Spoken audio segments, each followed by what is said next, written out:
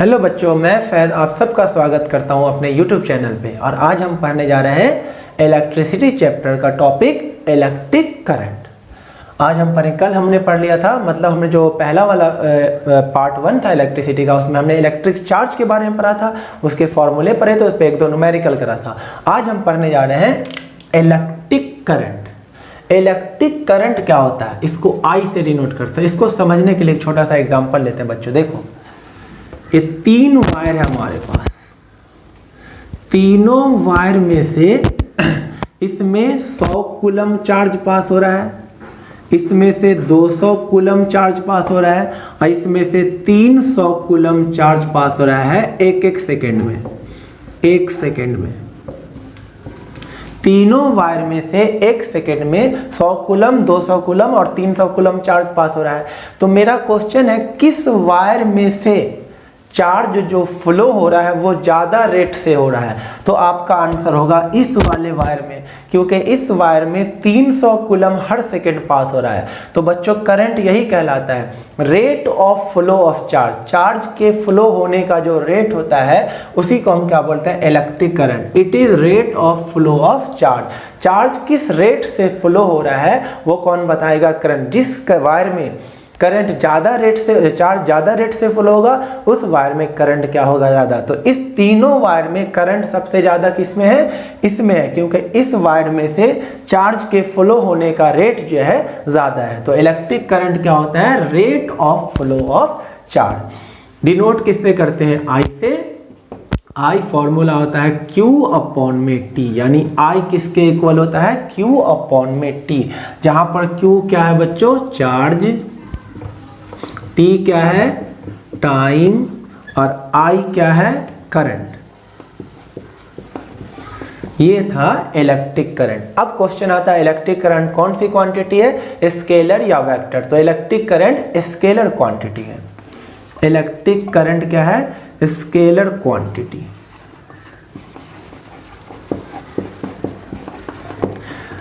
और electric current की SI unit होती है बच्चों एम्पियर। SI यूनिट होती है इलेक्ट्रिक करंट की एम्पियर। इसको सिंपल A से डिनोट किया जाता है। तो इलेक्ट्रिक करंट क्या होता है? Rate of flow of charge. Denote किससे करते हैं? I से। फॉर्मूला क्या होता है? Q upon T। और डिफाइन कैसे करते हैं? Rate of flow of charge. I क्या है? करंट, Q क्या है? चार्ज, और T क्या है? टाइम। और इसका SI यूनिट क्या है? एम्पियर। क्वांटिटी कौन सी है? स्केलर क्वांटिटी है। देखो बच्चों, हमारे पास एक छोटा सा क्वेश्चन है, find current flow through a wire when 200 coulomb charge flow through a wire in 20 second. बोला है उस वायर में से कितना करंट पास होगा जब उस वायर में से 200 कूलम चार्ज कितने सेकेंड में? 20 सेकेंड में पास हो जाता है। तो अभी आपने फॉर्मूला देखा, I is equal to Q upon में T। इस क्वेश्चन में देखिए, आपको Q दे रखा है, चार्ज दे रखा है। Q कितना दे रखा है बच्चों? 200 कूलम, 200 कूलम। और टाइम कितना दे रखा है? 20 सेकेंड। तो T दे रखा आपके पास 20 सेकेंड। तो हमारा I क्या हो जाएगा? I is equal to Q upon T। Q की जगह लिख दो 200 और टाइम की जगह लिख दो 20। तो ये कट के कितना हो जाएगा? 10। अब करंट की SI यूनिट क्या होती है? एम्पियर। तो आंसर हो जाएगा 10 एम्पियर। देखो बच्चों, अब हमारे पास एक क्वेश्चन है, इंपॉर्टेंट क्वेश्चन, काफी इंपॉर्टेंट है। Define 1 ampere current. 1 ampere current को हमें डिफाइन करना। बच्चों, 1 एम्पियर करंट कैसे डिफाइन होगा? देखो, I इज इक्वल टू क्या होता है? Q अपॉन में T। ये क्वांटिटी 1 कब होगा? जब ये भी 1 हो और ये भी 1 हो।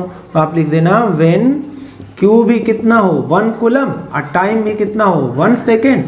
तो 1 अपॉन 1 क्या हो जाएगा? 1, यानी I कितना हो जाएगा? 1 एम्पियर।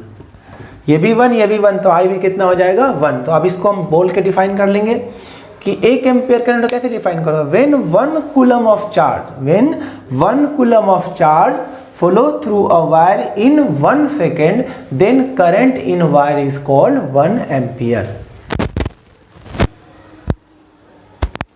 देखो बच्चों, मैंने 1 एम्पियर करंट को डिफाइन करके लिख दिया, when 1 coulomb of charge flow through a wire in 1 second then current in the wire is called 1 ampere. ठीक है बच्चों, अब एक क्वेश्चन आता है, ये 1 एम्पियर करंट डिफाइन हो गया, जब 1 कूलम का चार्ज किसी वायर में से 1 सेकेंड में फ्लो हो जाए उस वायर में करंट कितना कहलाएगा, 1 एम्पियर। अब क्वेश्चन आता है कि करंट फ्लो होने का रीजन क्या है, करंट कब फ्लो होगा, कब फ्लो नहीं होगा। देखो बच्चों, करंट फ्लो होने का सबसे पहला कंडीशन क्या है, समझिएगा।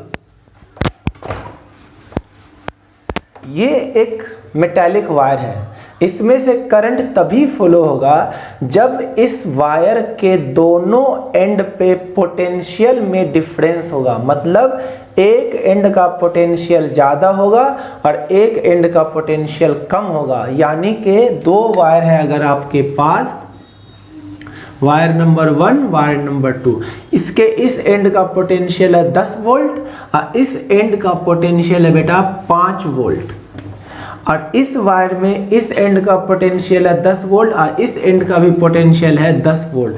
तो सेकेंड वायर में से करंट फ्लो नहीं होगा, क्योंकि करंट फ्लो होने के लिए दोनों एंड पर का पोटेंशियल क्या होना चाहिए, अलग अलग होना चाहिए। एक एंड का पोटेंशियल हाई होना चाहिए, एक एंड का पोटेंशियल लो होना चाहिए, इसमें से करंट फ्लो होगा, क्योंकि इसके एक एंड का पोटेंशियल हाई है और एक एंड का पोटेंशियल क्या बच्चों, लो है। तो करंट इसमें से फ्लो होगा, वो भी किधर फ्लो होगा, higher potential to lower potential. तो करंट के फ्लो होने का क्या कंडीशन हो गया कि किसी कंडक्टर के एंड पे क्या होना, पोटेंशियल डिफरेंस होना। एक एंड का पोटेंशियल हाई, एक एंड का पोटेंशियल लो, दोनों एंड पर अगर पोटेंशियल सेम है चाहे कितना भी वोल्ट हो, करंट फ्लो नहीं होगा। तो करंट फ्लो होने का कंडीशन क्या है, पोटेंशियल में डिफरेंस होना, और जितना ज़्यादा पोटेंशियल डिफरेंस होगा उतना ज़्यादा करंट होगा। जैसे आप मार्केट से एक बल्ब है, एक बल्ब लगा हुआ है, क्या ये अपने आप जलने लगेगा या आप ये ग्लो करेगा, नहीं। आप क्या करोगे, मार्केट से एक बैटरी लाओगे, आप मार्केट से जैसे ही बैटरी यहाँ पर लगा के, बैटरी या सेल लगाते हो, जैसे आपने मान लो 2 वोल्ट की एक बैटरी लाई, 2 वोल्ट का बैटरी लाते हुए क्या हो गया बच्चों कि इस एंड का पोटेंशियल हो गया 2 वोल्ट और इस एंड का पोटेंशियल हो गया 0 वोल्ट। जैसे ही आप बैटरी लगाते हो तो इस वायर के दोनों एंड पर का पोटेंशियल क्या हो जाता है, अलग। यानी इधर हो जाता है 2 वोल्ट और इधर हो जाता है 0 वोल्ट।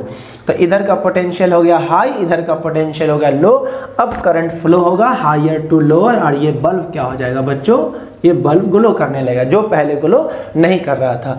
तो करंट के फ्लो होने का कंडीशन क्या है, कंडक्टर के एंड पे क्या होना, पोटेंशियल डिफरेंस। अब पोटेंशियल डिफरेंस प्रोवाइड करने वाला डिवाइस कौन होता है, बैटरी या सेल। बैटरी या सेल क्या करता है, कंडक्टर के एंड पर पोटेंशियल डिफरेंस प्रोवाइड कर देता है।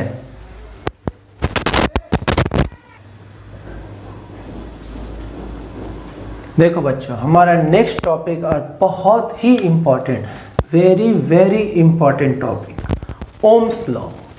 ओम्स लॉ क्या बोलता है बच्चों। अब मैं आपसे ओम्स लॉ को समझाने के लिए एक क्वेश्चन आप सबसे पूछता हूं। 2 वायर है, इसके एंड पे पोटेंशियल है 10 वोल्ट, इधर है 0 वोल्ट, और इसके एंड पे पोटेंशियल है 100 वोल्ट, इधर है 0 वोल्ट। किस वायर में से करंट ज़्यादा पास होगा, 10 वोल्ट पोटेंशियल डिफरेंस होगा। यानी आप इसको और अच्छे समझो, और अच्छे समझो। ये एक बल्ब है और यहाँ पे लगा हुआ एक छोटू सा बैटरी 1.5 वोल्ट का, और दूसरा है यहाँ पे,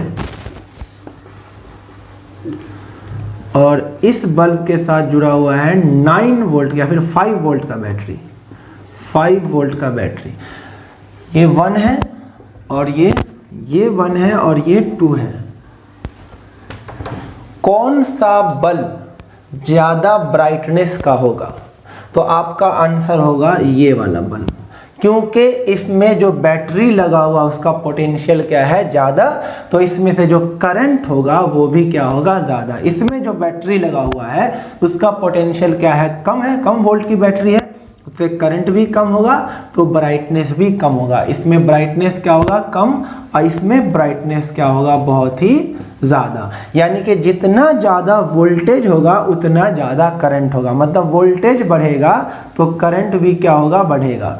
और यहाँ वोल्टेज कम होगा तो करंट भी क्या होगा, कम होगा। तो ओम्स लॉ यही कहता है कि जितना ज़्यादा वोल्टेज होगा उतना ज़्यादा करंट होगा। This is called Ohm's law. It state that current flow through a wire is directly proportional to potential difference, मतलब voltage across the end of wire. यानी इस एक वायर है, अगर इसके एंड पर इधर 100 वोल्ट इधर 0 वोल्ट, और दूसरा वायर है इधर 50 वोल्ट इधर 0 वोल्ट, तो 100 वोल्ट वाले में करंट क्या होगा, ज़्यादा पास होगा। जितना ज़्यादा पोटेंशियल में डिफरेंस होगा करंट उतना ही ज़्यादा होगा। यही कहलाता है ओम्स लॉ।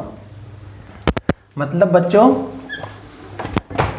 ओम्स लॉ क्या हो गया, that is V directly proportional to I। जितना ज़्यादा वोल्टेज उतना ज़्यादा करंट, यानी जितना ज़्यादा पोटेंशियल डिफरेंस उतना ही ज़्यादा करंट। अभी हम थोड़ा सा पोटेंशियल डिफरेंस के बारे में स्टडी भी करेंगे। अभी तो सबको पता है नॉर्मल, जितना ज़्यादा वोल्टेज उतना ज़्यादा करंट। और जब भी प्रोपोर्शनलिटी का साइन हटेगा बच्चों, इसको जब भी हटाओगे तो एक कांस्टेंट आ जाएगा, और यहाँ पे कांस्टेंट आएगा R इंटू में I। तो R किसके इक्वल हो गया, V अपॉन में I। This is called Ohm's law, जहाँ पे R क्या है बच्चों, ये जो R है, ये जो R है इसे बोलते हैं रेजिस्टेंस ऑफ वायर। R को क्या बोला है, रेजिस्टेंस ऑफ वायर। रेजिस्टेंस की भी हम अलग से स्टडी करेंगे, ये रेजिस्टेंस होता क्या है। तो ओम्स लॉ क्या बोलता है, जितना ज़्यादा V उतना ज़्यादा I, यानी V और I में कौन सा प्रोपोर्शनलिटी होगा, डायरेक्ट। एक बढ़ेगा तो दूसरा भी बढ़ेगा, एक घटेगा तो दूसरा भी घटेगा। अब प्रोपोर्शनलिटी का साइन हटेगा तो एक कांस्टेंट आ जाएगा R। उस कांस्टेंट R को हम बोलते हैं रेजिस्टेंस ऑफ वायर, जो कि हमारा अगला टॉपिक होगा इसके डिटेल्स स्टडी करने के लिए। तो ओम्स लॉ में इतना लिखना। फिर ओम्स लॉ का ग्राफ बनाना होता है। ओम्स लॉ में जो ग्राफ बनाना होता है वो वोल्टेज और करंट के बीच का ग्राफ होता है। यानी जैसे जैसे वोल्टेज बढ़ेगा वैसे वैसे करंट बढ़ेगा, यानी डायरेक्टली प्रोपोर्शनल, सीधा ऐसा लाइन बना दो। यानी जितना ज़्यादा वोल्टेज उतना ज़्यादा करंट, जितना ज़्यादा वोल्टेज बढ़ेगा उतना ज़्यादा करंट बढ़ेगा। जैसे जैसे वोल्टेज बढ़ता जाएगा वैसे वैसे करंट बढ़ता जाएगा। ये है ओम्स लॉ का ग्राफ, यानी V directly proportional to I। तो ये था बच्चों ओम्स लॉ। क्या बोलता है ओम्स लॉ, किसी वायर में जितना ज़्यादा पोटेंशियल डिफरेंस होगा उस वायर में करंट क्या होगा, उतना ही ज़्यादा। और याद रखना उसका टेम्परेचर कांस्टेंट रखना, ये नहीं कि वायर को हीट कर रहे हो। तो V directly proportional to I, proportionality का साइन हटेगा तो हर बार एक कांस्टेंट आएगा। यहाँ पर जो कांस्टेंट है उस कांस्टेंट का नाम है रेजिस्टेंस ऑफ वायर, जिसके स्टडी हम अच्छे से अगले टॉपिक में करेंगे। और इसका हम ग्राफ बनाएंगे तो एक लीनियर ग्राफ बनेगा, जितना V बढ़ेगा उतना ही I बढ़ेगा।